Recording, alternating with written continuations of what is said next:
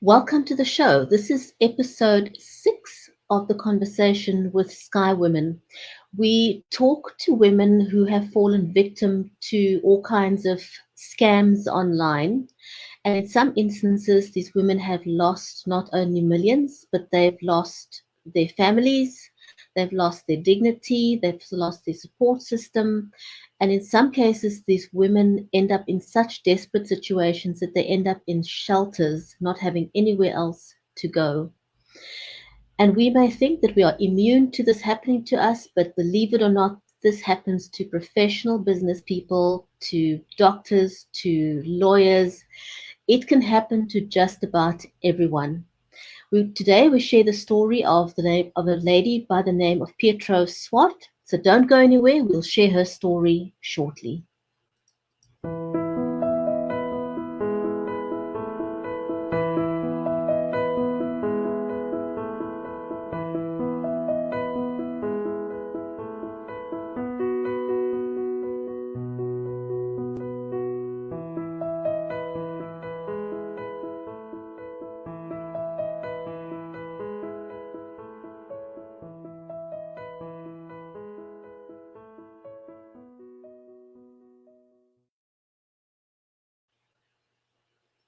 Welcome back. If you've just joined us on the conversation live about online safety, I'm your host, Brigitte Limbanda from Cape Town in South Africa. I am a talk show host and producer, and I interview thought leaders, I interview brands, entrepreneurs, authors, anyone in the nonprofit or social good space. Sky Woman is an NPO formed by Louise Haynes, who researched various forms of scams for over 3 years. And one of its key focuses is education and empowerment. We share stories of women who've been scammed, and today we talk to Petro Swart. Petro is not going to appear on camera, but she is joining us via voice. So I'm going to say welcome to the show, Petro. Thank you very much, Bridget. Okay, let me start with my story. Okay, Go 2 years ahead. ago, my husband passed away, and I was told by my kids I should carry on with my life, and they loaded me on Instagram. I got about 15 requests on the first day, but I didn't actually accept any of them. On the second day, I got about 30 requests, and I singled out one of these requests and I accepted it. Okay, he told me he was an oil rig in Norway, and he lost his wife. He had 3 kids, and he was practically a millionaire, but he's caught on an oil rig working in Norway. We started chatting. It was approximately about 8 or 9 months. He never asked for anything, but every day we used to pray every morning. We used to pray every night. We used to talk religion, and this just wowed me. All of a sudden, he started getting problems financially, and his money was apparently stuck in America, and he couldn't get access to his money. So, Pietro, before you Okay, carry so on, Pietro, how long did it take from the time period when he made contact with you to that period in which you didn't realize it at the time, but you were basically being groomed? How long was that period? about 4 or 5 months. 4 or 5 months. Okay. Yeah. So all of a sudden he started having financial difficulties, and he asked me to help him. Can you give me daughter... 1 second, Pietro? Sorry, Carlos has just told me that. Carlos, thanks for letting me know that you don't hear any audio. Let me just check that quickly before you carry on. Carlos, can you tell me, are you hearing her audio now or not? Be great for anyone who's listening. Please let me know if the audio is coming through. Okay. The audio is fine. I just noticed Carlos' comment. Carry on, Pietro. Okay, then he asked me to help him. His daughter was in a motor vehicle accident. She was under the influence after she stole his car keys, and she was now in a critical condition in hospital, and they needed to start treatment, and they wouldn't start treatment until he's put a deposit down to pay for her treatment, which was the first amount that I paid down, and they started treatment. At that stage, she was apparently in a coma and her jaw was wired and she was getting treatment. Then the next step was money for a machine that had exploded on the rig that he had to replace because his funds was now tightened in America and he couldn't get access to his money, which I then transferred the second amount of money. How Then much money are we talking about, Petro? We're talking the first amount of money that I sent was 10,000 rand, South African rand, and the second lot was 71,000 rand. Okay. The second amount of money. Then he carried on, and then the next amount was a little bit more, which at that stage my pension had come through. And he knew that?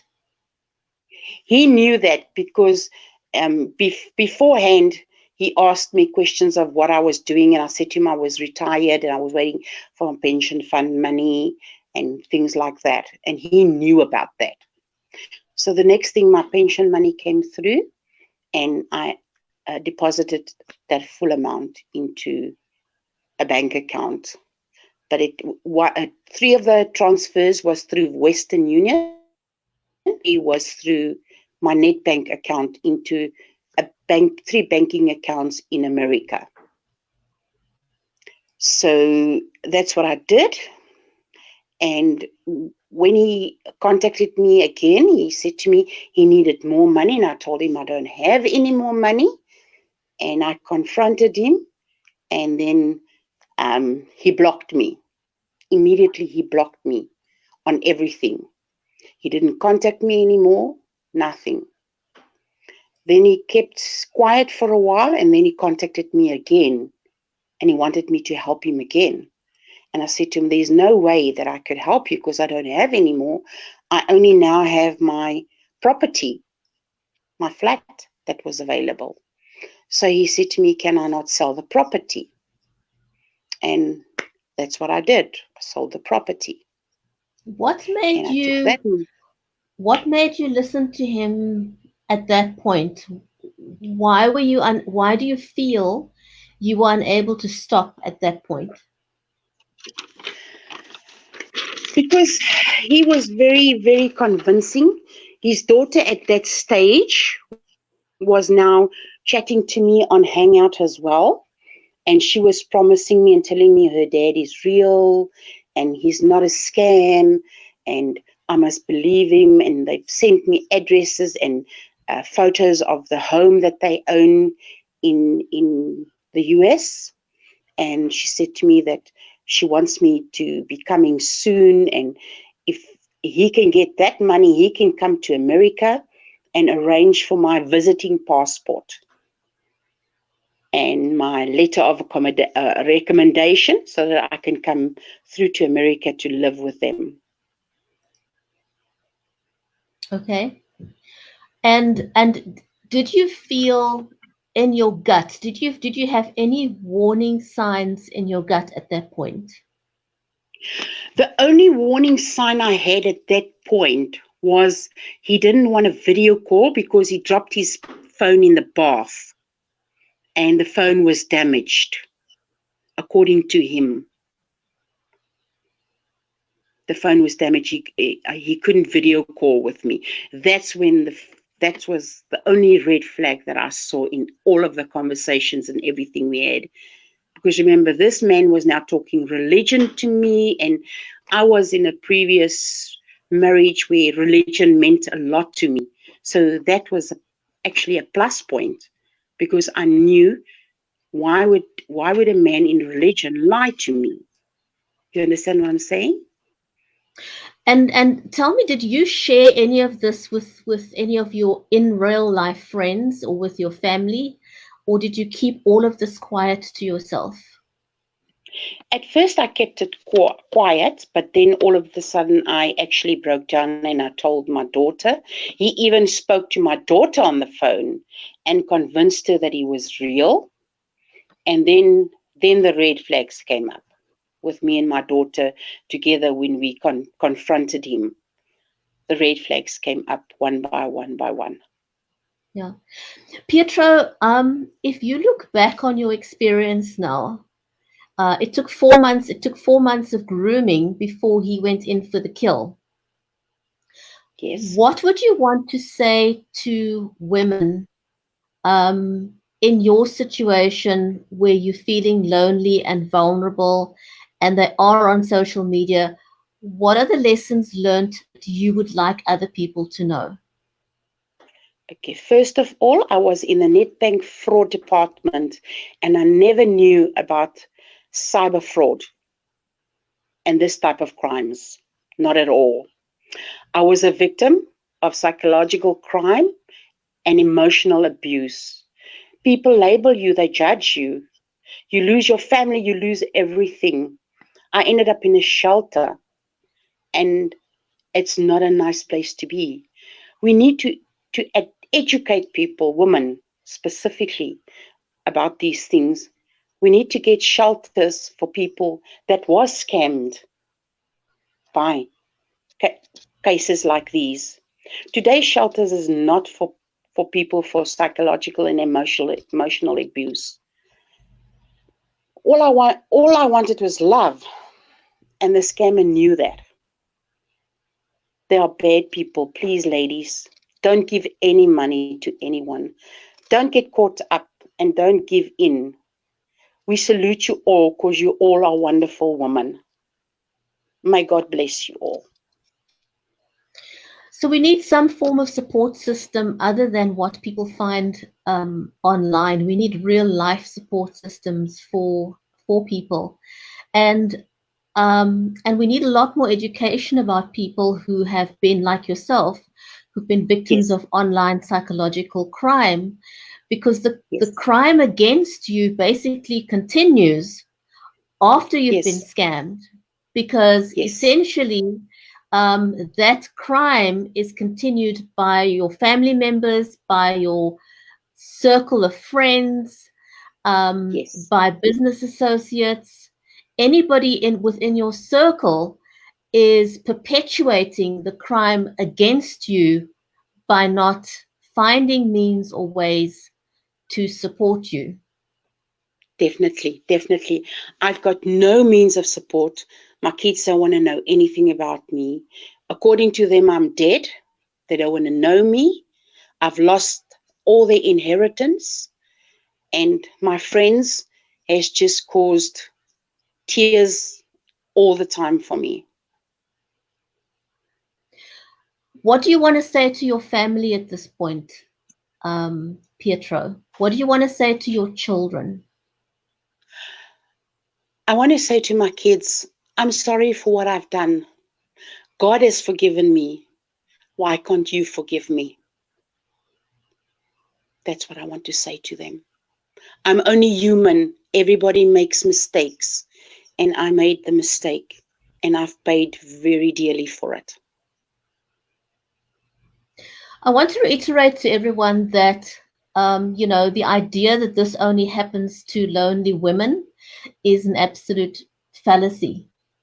It happens to people who are highly educated. It happens to doctors. It happens to lawyers. It can happen to absolutely anyone and everyone. And unfortunately, these scammers are people who are professionals. They seek out women who are vulnerable. What do you want to say to women who wear their sleeves or their heart on their sleeves on social media? What is your advice to them, Pietro? Be careful. Read the red flags and don't give in to them. They will do anything to get money out of you. Anything. Definitely. And what would you say about protecting your social media accounts and befriending people that you don't know? What's your advice? Please go on social media and secure everything, your WhatsApp, your Facebook. Stay off sites where you don't need to be on. I've actually uninstalled Instagram, I've uninstalled Hangout. I don't go on any dating sites. At the moment, I am just on Facebook with my family, close family that is still close to me. And my WhatsApp is mainly also my close family that still supports me in a little bit of a way. But otherwise, don't go anywhere without securing your sites and your Facebook and your WhatsApp. Are there any support systems out there for women like yourself at the moment that you are aware Nothing. of? Nothing at all. I don't have any support. I haven't seen a psychologist. I haven't been able to talk to anybody regarding this. And that is scary because the South African police tells you nobody held a gun to your head to take your money. You gave it freely. So there is no case, we cannot help you. I have got no support whatsoever. I'm staying in a shelter with appalling conditions, and it is terrible. Have you been able to secure a case number with the South African police? They refuse to give me a case number. I've been in contact with a colonel in a specialized crime unit in Krugersdorp, where the scammer is at the moment. And he said to me, there's no case because I didn't open a case. When I went to the police station, they refused to open a case for me. And has Sky Women been able to assist you in any way? Wonderful. Louise, you, Gillian, Monia, all wonderful people. I want to thank all of you. You've been my moral support all the way. Petro, if you could give one piece of advice to people who are families of women who've been scammed, what would you ask them? Please stand by your family. Support them in every way you can. They are all you have. And tomorrow might be too late if you don't support them.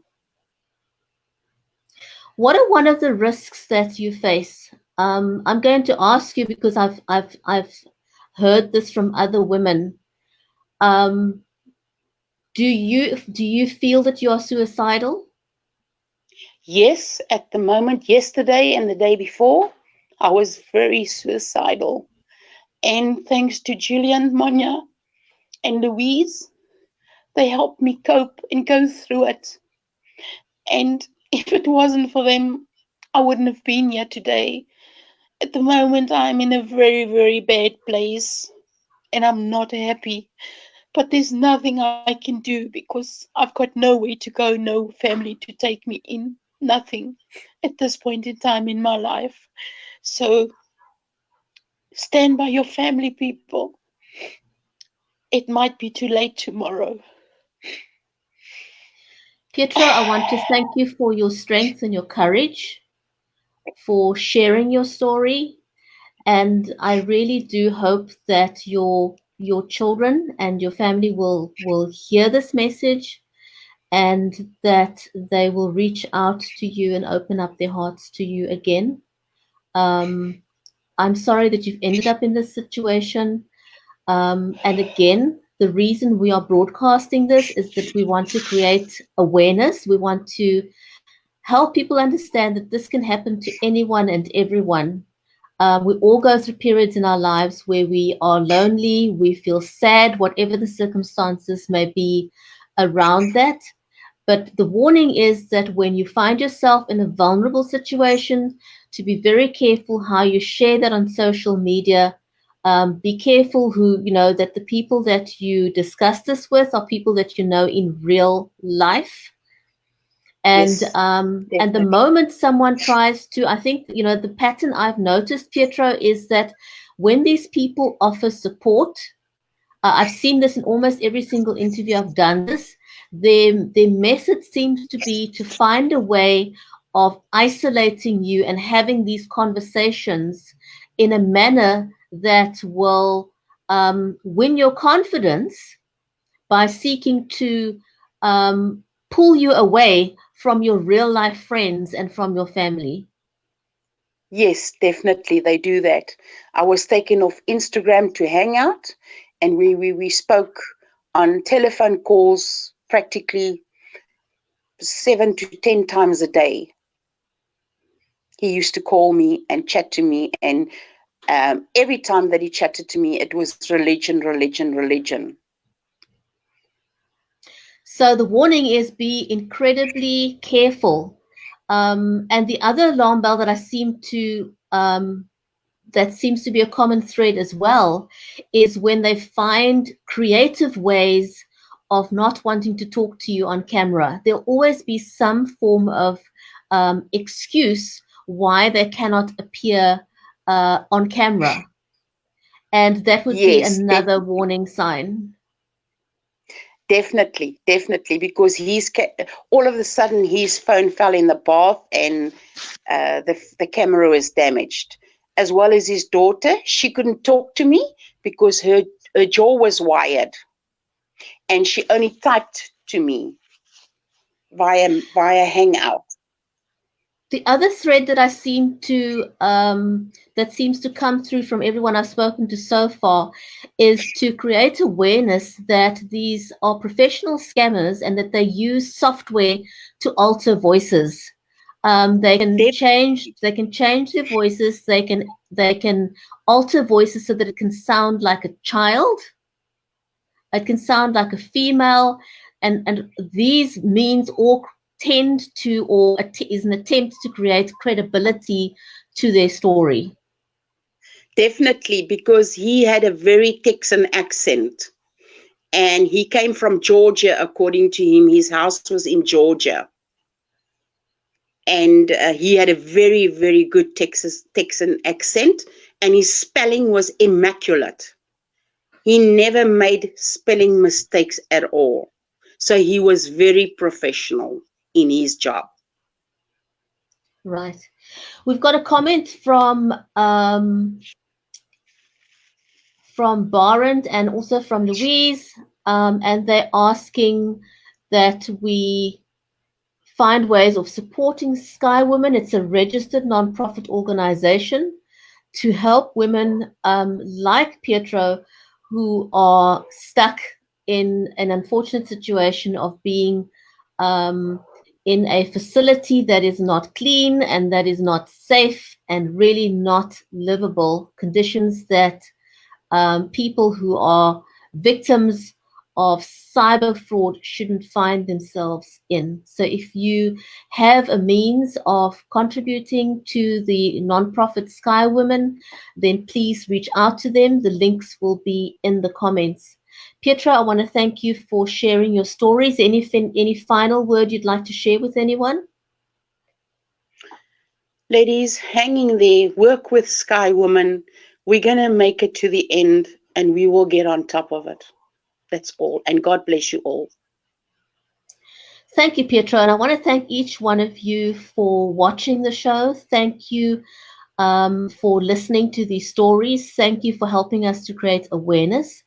Please share this so that we help others or prevent others from falling in victim to the same type of scams.